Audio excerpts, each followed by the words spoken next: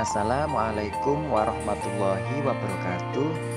Selamat pagi anak-anakku yang solih dan solihah.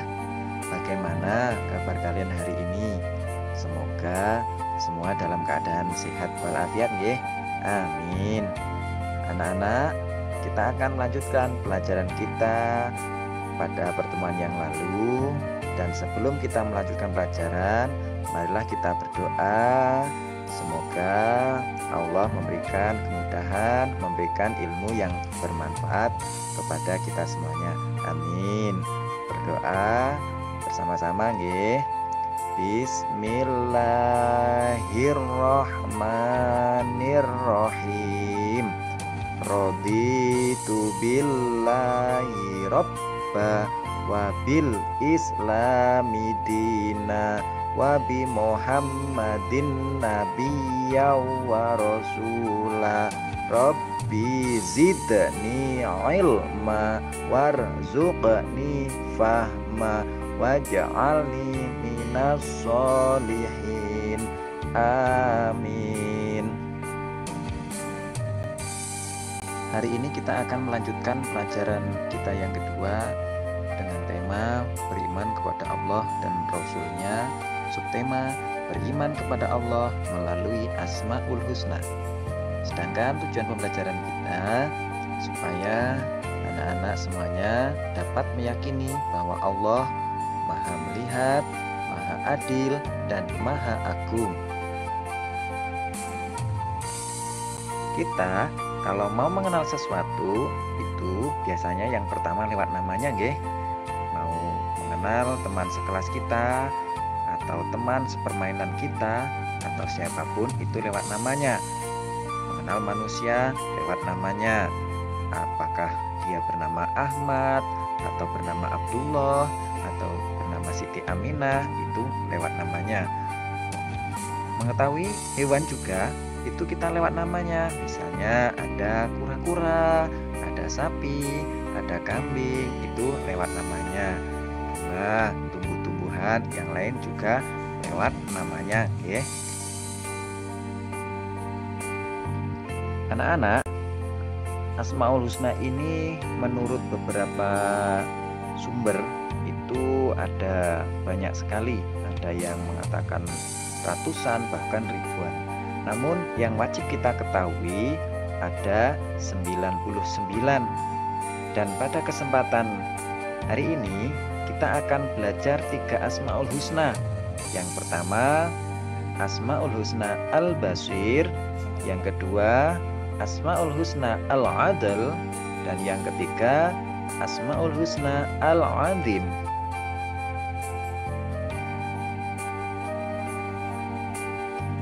Anak-anak, apakah kalian tahu bahwa semua perbuatan kita yang baik ataupun yang buruk semua pasti dilihat oleh Allah Subhanahu wa taala. Dilakukan di tempat yang terbuka ataupun di tempat yang tersembunyi, semuanya pasti diketahui oleh Allah Subhanahu wa taala. Semua itu dikarenakan Allah memiliki sifat Al-Basir, yang artinya Allah Subhanahu wa taala Maha melihat.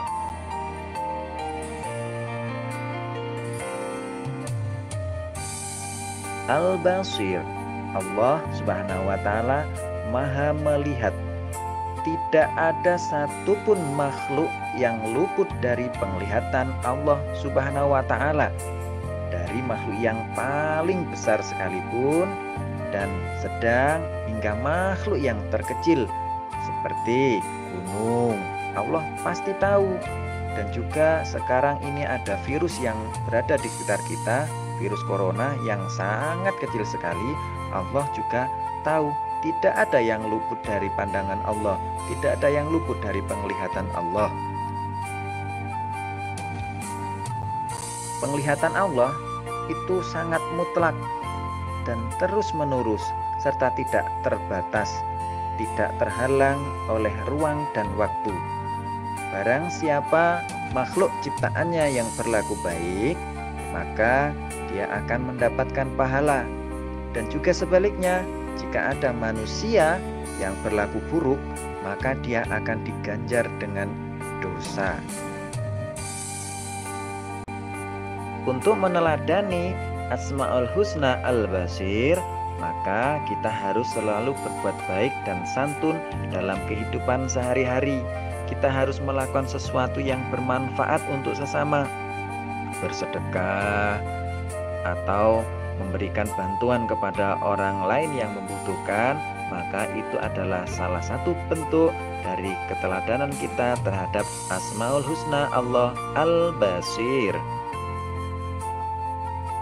Asmaul Husna yang kedua yakni Asmaul Husna Al-Adl, artinya Allah Maha Adil. Anak-anak, semua manusia yang ada di dunia ini sama dalam pandangan Allah Subhanahu wa Ta'ala. Jadi, walaupun orang tersebut kaya, miskin, atau berposisi sebagai apapun, sebagai pejabat, sebagai rakyat, atau masyarakat biasa, di hadapan Allah, dalam pandangan Allah, semuanya sama. Yang membedakannya adalah ketakwaannya. Jadi manusia itu mulia di hadapan Allah karena ketakwaannya. Allah itu maha adil. Keadilan Allah jauh melebihi keadilan manusia. Bahkan hakim yang paling adil sekalipun tidak mampu menyaingi keadilan Allah, karena keadilan Allah itu benar-benar adil. Allah itu maha adil, adil yang berbeda dengan keadilan yang dibuat oleh manusia. Tadi sudah Pak sampaikan kalau manusia di hadapan Allah itu sama. Warna kulit tidak mempengaruhi apa yang menjadi keputusan Allah. Suku, budaya, bangsa, dan lain sebagainya itu tidak akan beda menurut pandangan Allah. Semuanya sama, karena yang membedakan manusia di hadapan Allah adalah ketakwaannya. Takwa itu berarti menjalankan semua yang diperintahkan oleh Allah Subhanahu wa Ta'ala dan menjauhi semua hal yang dilarang Allah Subhanahu wa Ta'ala.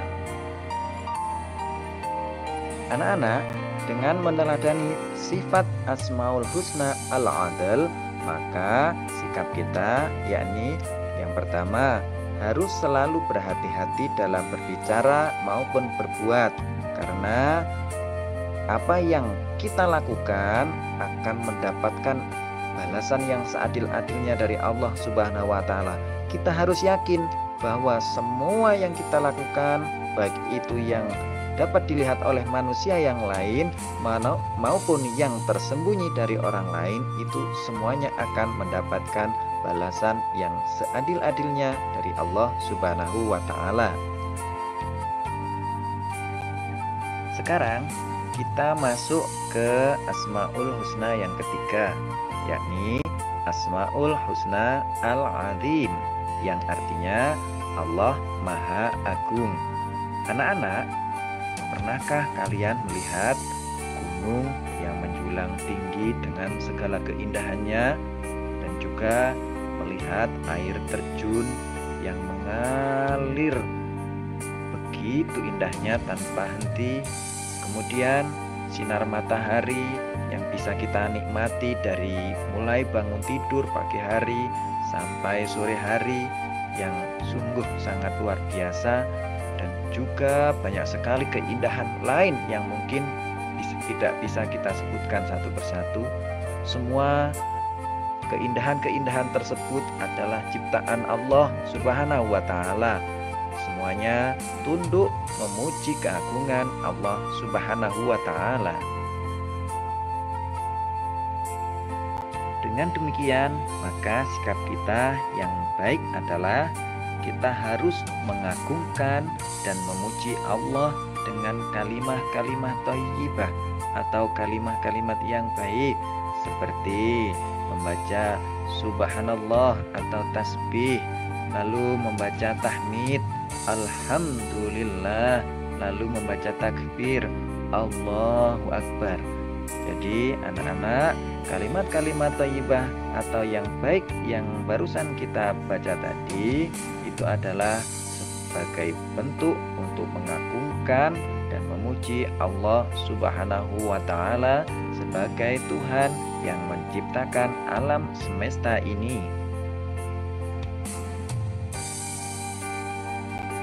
Kemudian, kita juga harus berhati-hati dalam berbuat, dalam melakukan apapun kita harus berhati-hati, walaupun dalam keadaan sendiri.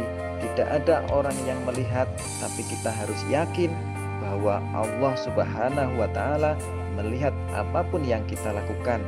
Di dalam kamar sendirian, dimanapun, maka kita harus tetap yakin bahwa Allah melihat apa yang kita lakukan. Semisal kita sedang berpuasa, kalian berada di kamar sendirian, lalu memegang makanan dan memakannya, walaupun di luar orang tua kita tidak tahu, maka itu tetap berdosa. Karena apa? Allah melihat kita walaupun manusia tidak ada satupun yang melihat kita.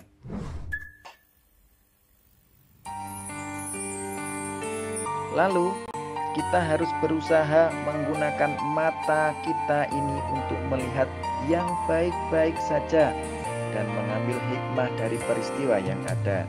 Jangan pernah melihat hal-hal yang buruk. Kalaupun misalnya hal buruk terlihat tanpa sengaja di depan kita, maka kita harus beristighfar, memohon ampun kepada Allah. Supaya apa? Supaya kita mendapatkan maghfirah atau ampunan dari Allah Subhanahu wa Ta'ala. Anak-anak, setelah itu kita tidak boleh merasa bahwa kita itu adalah orang yang agung. Lalu kita tidak boleh juga merasa sombong. Tidak boleh juga kita merasa tinggi hati, lebih hebat daripada yang lain. Karena semua itu adalah sifat-sifat Allah. Yang boleh merasa agung, yang boleh sombong, yang boleh tinggi hati hanya Allah Subhanahu wa Ta'ala. Jadi manusia harus merasa tidak bisa apa-apa, merasa bergantung kepada Allah, dan kita harus merasa sama kepada yang lain. Karena sejatinya kita memang makhluk biasa yang hanya diciptakan Allah untuk menyembah Allah, menjadi penyembah Allah sebagai Abdullah untuk mengharap ridho dan pengampunan Allah Subhanahu wa Ta'ala.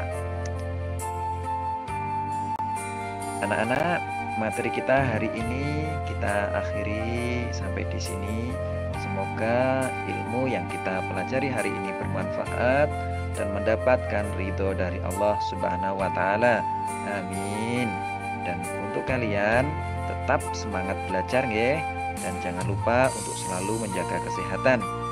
Semoga Allah melindungi kita, keluarga kita, dan semua umat muslim dimanapun berada. Amin. Amin ya rabbal alamin. Materi kita akhiri sampai di sini anak-anak, dan kita baca doa penutup majelis bersama-sama. Subhanakallahumma wa bihamdika asyhadu an la ilaha illa anta astaghfiruka wa atubu ilaik. Amin. Ada kurang lebihnya dari Pak Ayi, mohon maaf dan mohon dimaafkan. Akhirul kalam, wallahul muwafiq ila aqwamit thoriq. Wassalamualaikum warahmatullahi wabarakatuh.